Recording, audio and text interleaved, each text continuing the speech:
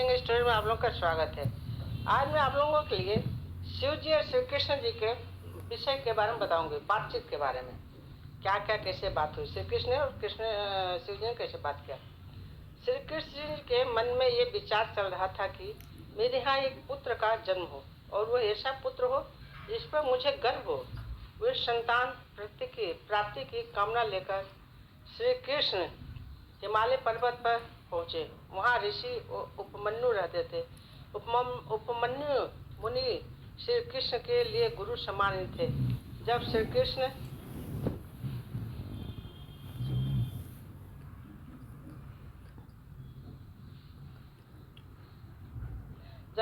कृष्ण उपमन्यु जी को अपनी इच्छा बताई तो उपमन्यु जी ने कहा कि आप शिव जी की भक्ति करें। उपमन्यु जी की बात मानकर श्री कृष्ण ने शिव जी की भक्ति करना शुरू कर दिया। उनकी भक्ति से प्रसन्न होकर शिव जी और माता पार्वती जी प्रकट हुई।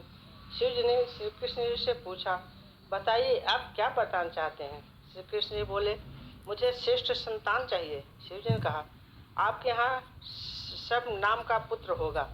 श्री कृष्ण ने सोचा कि यहाँ माता पार्वती जी भी खड़ी हैं तो मुझे इन्हें भी प्रणाम करना चाहिए। उन्होंने देवी को प्रणाम किया तो देवी प्रसन्न होकर हुई। देवी ने सोचा कि इन्होंने केवल शिव जी को नहीं मुझे भी मान दिया है। देवी ने कहा, कृष्ण बताओ आप क्या चाहते हो। श्री कृष्ण ने देवी से 8 बातें मांगी।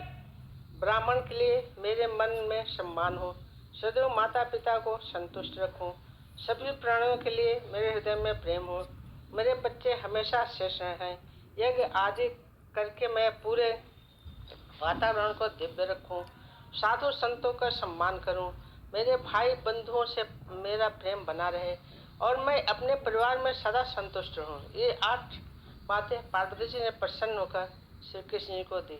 अर्थात इसका सार यह कहता है कि व्यक्ति को अपने परिवार के लिए हमेशा अच्छे अच्छे काम करते रहना चाहिए।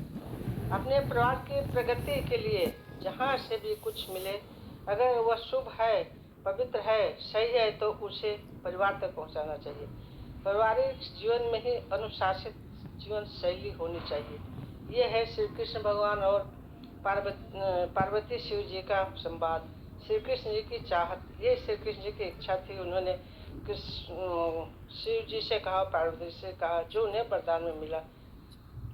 इस तरह से ये कहानी हुई शिव पार्वती की।